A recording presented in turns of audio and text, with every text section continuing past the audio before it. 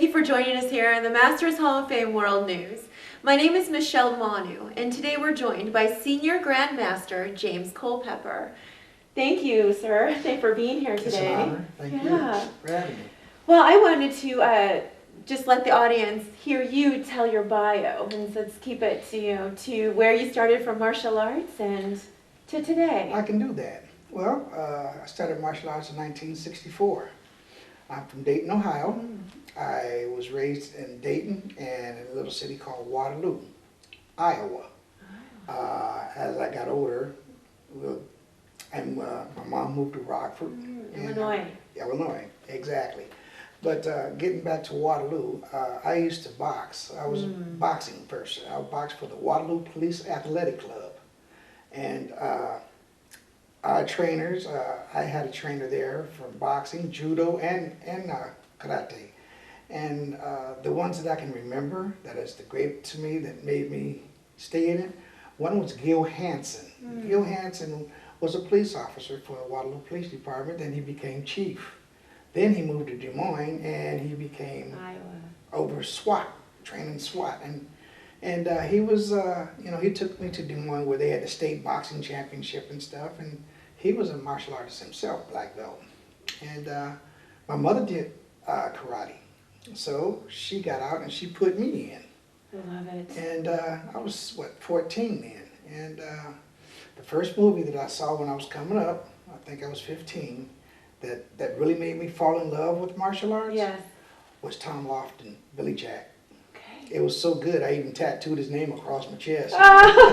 Do you still have it there? It's still there. Oh my goodness. It's still there. It's Billy Jack. And this was before Bruce Lee. Sure. And as I, kept, proceeding in martial arts, I wrestled for McKinstry. I boxed, and as I grew older, I moved back to Dayton to my high school. And I wrestled state districts. I was still doing martial arts, going to tournaments. And at the time, I was taking Tang Soo Do. Okay. And I left that and went into Kung Fu under this gentleman, we call him Sababu.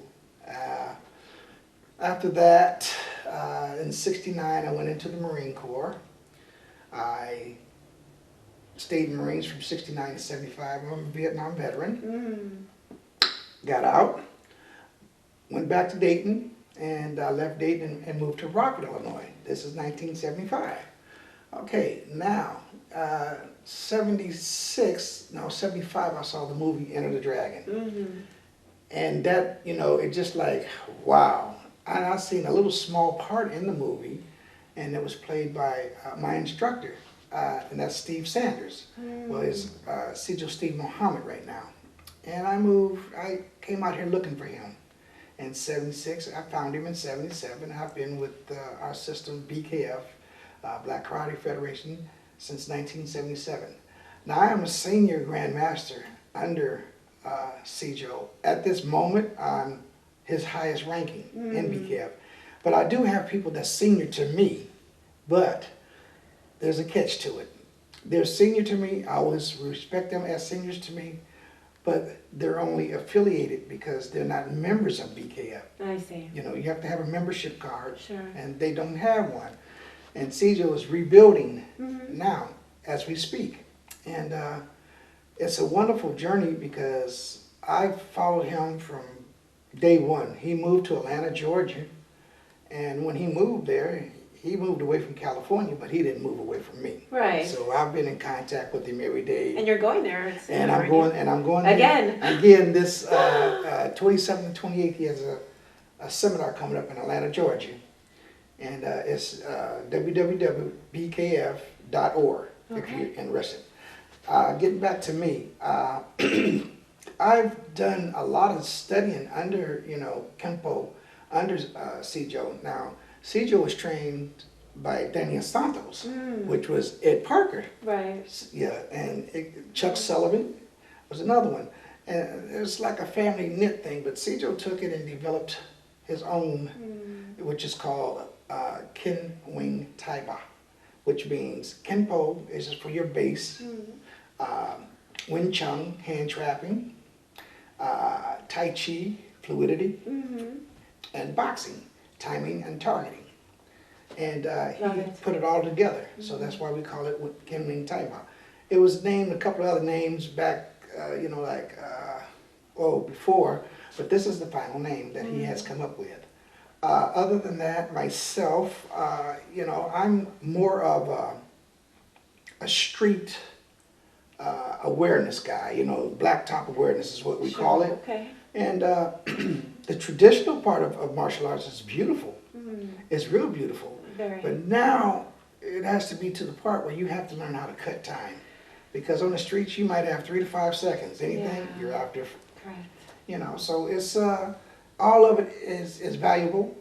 You don't try to down one and up the other because it'll never work. Right. It's uneven. There's a balance. Yes, it's an equal balance. So it took the basic to get to the extreme fitness to where you are. There are three things, that Sijo has taught me. Well, it's more than 3 things. He's taught me a lot. Of course. But, I have my own system that I'm building now, and it's called Universal Systems All Options. And I have BKF All Options. And now the all options means from stand up, take down to ground. And we combined all of them together. BKF is the founder of Universal Systems All Options because I'm always going to be BKF. Sure. And I'll never leave BKF. So all I did was just add on to different things. Like, say for instance, you have all options. It's like a water. It's a water language, and it means flowing, conforming, adapting, and creating as you go through whatever you're going through. And it's a water language. Like there's 3 rules that I have: is learn yourself, know yourself, and be sure of yourself. Same as the other side, there's only 3 techniques that we work on. And the techniques is interrupt vision, breathing, and balance. And, it can go on and on and on because you transition to another position and to another style. And then if you put gloves on people, it turns into boxing. It just turns right into boxing. Now, I put it like this. Every style in the world is a great style. It's the individual that makes it unique. Interesting. And, you never tell anyone or expect like, well, I'm better than you and this, because see, now you're ego tripping. Yeah. And if you're a martial artist, you're supposed to be 2 things. One is respectful and the other one is very humble.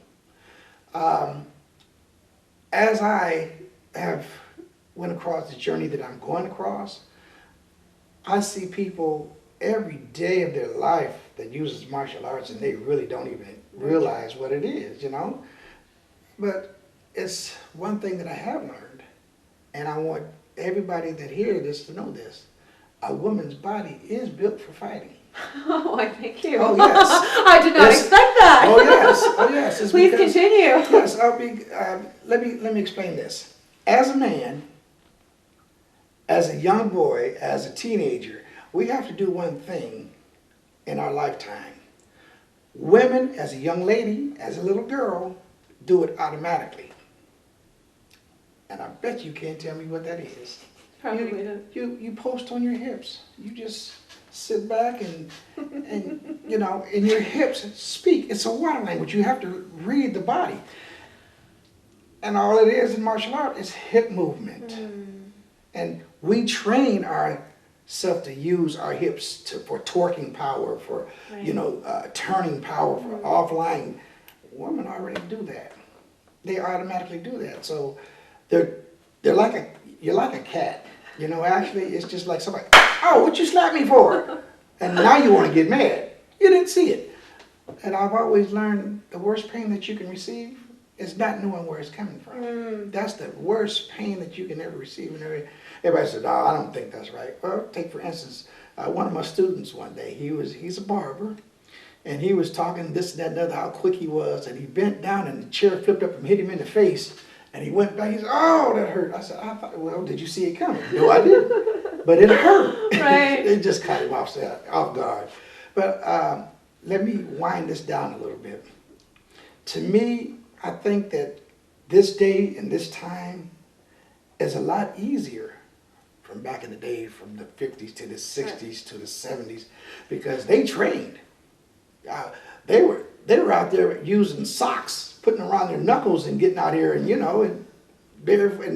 like if you go to a tournament, everybody running, boom, point. Well, back then it was a half a point.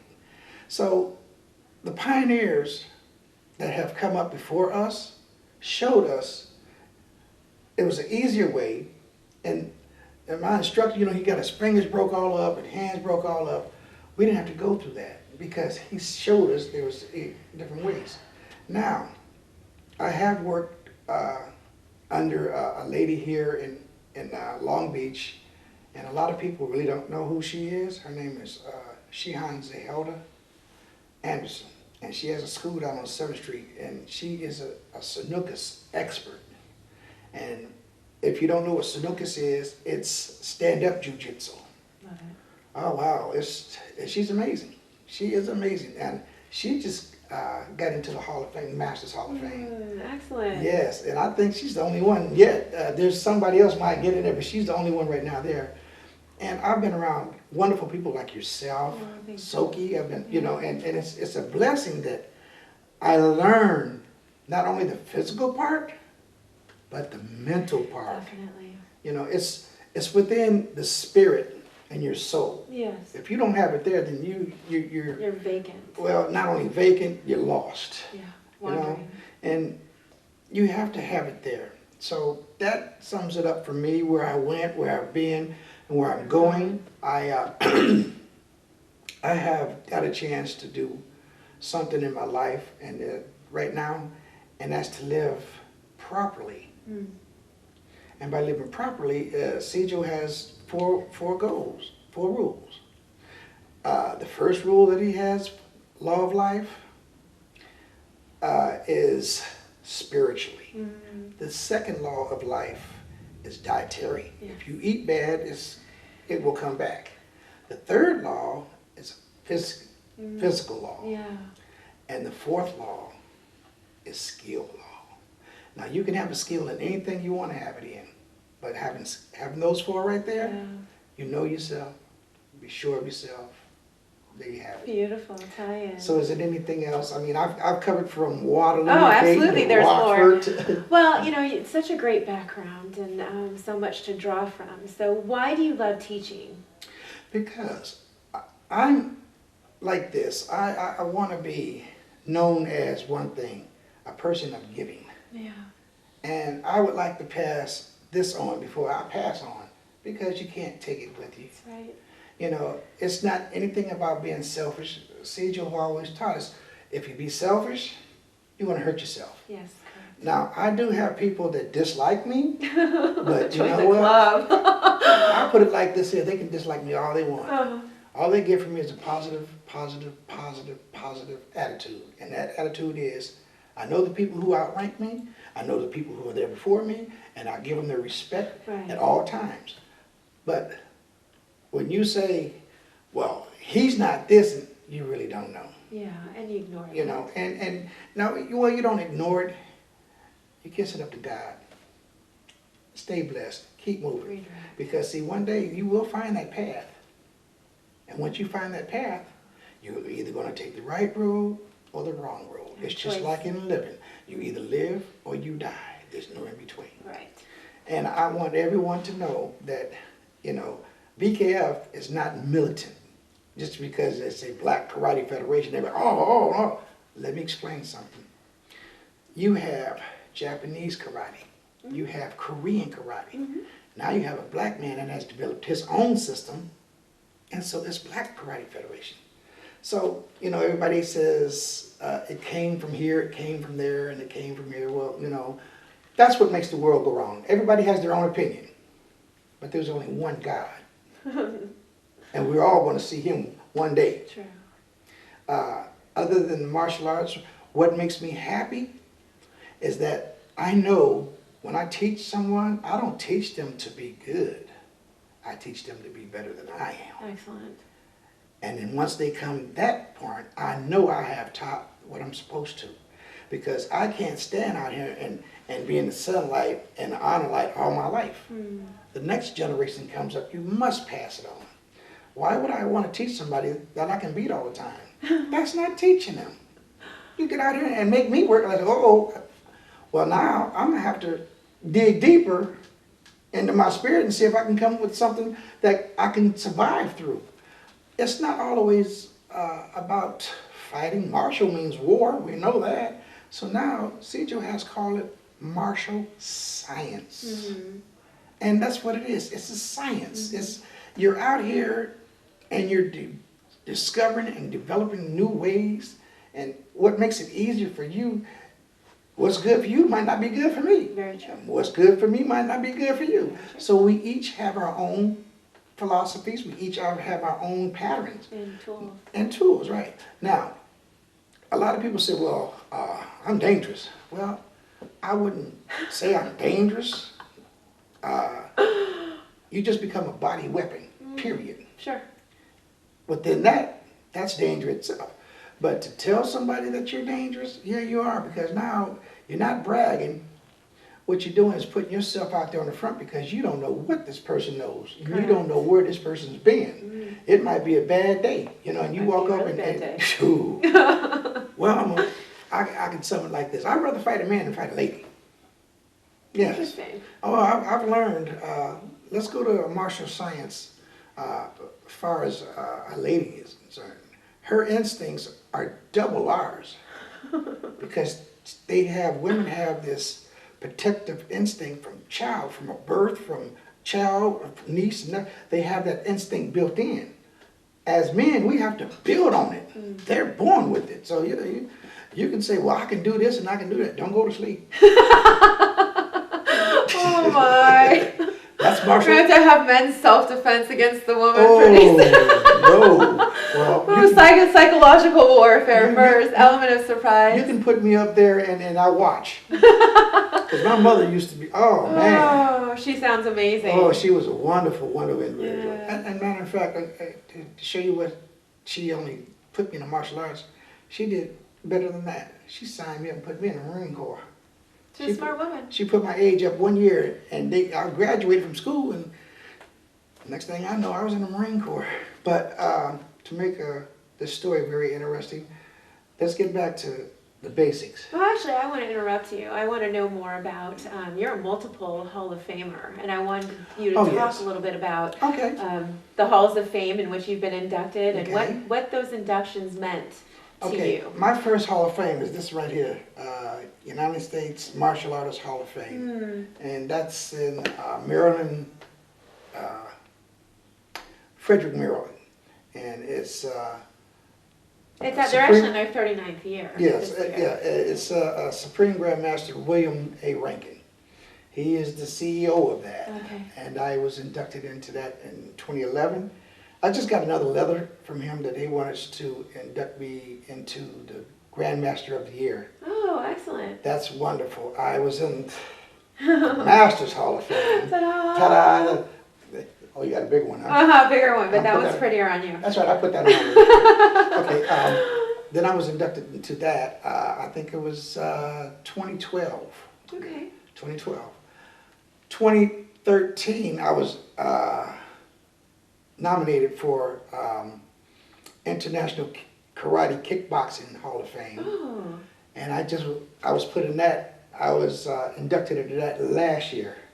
And that right there, I think... That was special to you, wasn't it? It was very, very, very special because I would never thought that I would be in the Hall of Fame with legends. Yes, like? Bruce Lee, Chuck Norris, Superfoot Bill Wallace, Joe Louis, and just, I mean, I'm in the Hall of Fame with these gentlemen and I'm like, wow, I wasn't a movie star. I fought in tournaments, true enough, but I don't even know how I got in there. But I tell you, I thank God that I did. Yeah. And now that the Masters I have like, wow, Masters, it speaks for itself. Yeah. You know, like, It's a wonderful journey. So I have actually four, well, three now, going on four. But I have to say this. For them to understand and to check in my background, to see who I am, what I'm about, you know, because there's a lot of people out here that's got degrees and honors I've never even heard of. Mm-hmm. So now I look on the other side of the page. Well, it's not only here, it's worldwide. And it's just like when I first actually met you over in Signal Hill. Yes, correct. Yes, I mean, it was, that was breathtaking. And then again, over at the museum. Yes. That was, and see, as I go along and I involved into things like this, it lets me know how special people really are. Yeah. And I'm not talking about fighting, I'm talking about smart. And I have a saying, and I don't know if it makes sense to you or not, but I'm gonna tell you what I say. I tell a lot of people that I train with, or I train, fight smart, be clever. Okay. And it's not only physical fighting, it's spiritual fighting. Of course. I mean, anybody can hurt someone. Of course. The ideal, see, if you can heal someone, if you can do that, then you're a true martial artist. It doesn't take anything to smile. I know I can hurt you, but you can hurt me, but can you make me feel comfortable? Right. You know, that's what it's all about. And people nowadays, we have wars going on and everything, but besides the wars and everything, I would like to say one thing. You never know what goes on into the back of a person's mind. So therefore, you come not ready for anything. Always be prepared. Correct. Because it's a difference. Yes. And the Hall of Fames, to me, are the most highest honor I can receive. And the most honorable is being with Sijo Sijo Muhammad, Steve Muhammad, a.k.a. Steve Sanders.